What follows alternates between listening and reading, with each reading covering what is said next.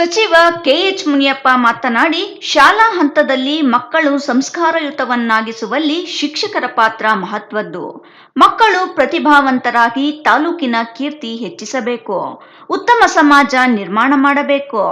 Junior college ನೂತನವಾಗಿ CSR ಅನುದಾನದಡಿ ಕಟ್ಟಡ ನಿರ್ಮಾಣ ಮಾಡಲು ಯೋಜನೆ ರೂಪಿಸಲಾಗುವುದು ಎಂದರು.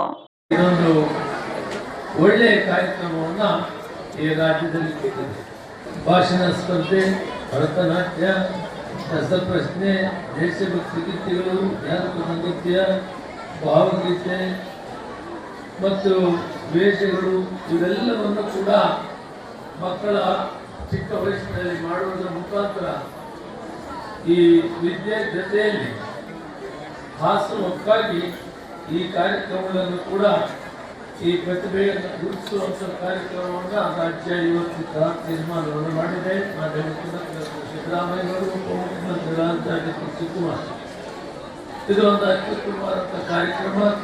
ಅಧಿಕಾರಿಗಳು ಮತ್ತು ಡಿಇಒ ಅವರು ಇದನ್ನು ಒಳ್ಳೆಯ ರೀತಿಯಲ್ಲಿ ಏರ್ಪಾಡು ಮಾಡಿದ್ದಾರೆ.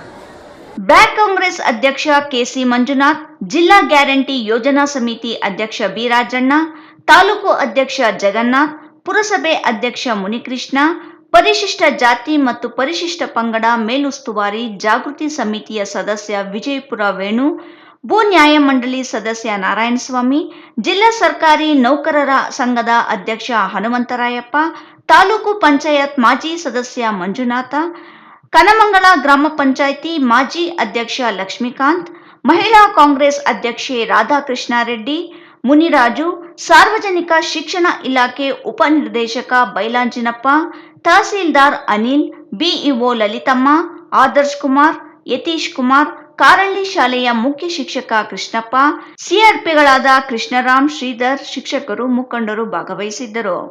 ಹೈದರಾಬಾದ್ ರಾಯಲ್ಸ್ ಕನ್ನಡ, ದೇವನಹಳ್ಳಿ.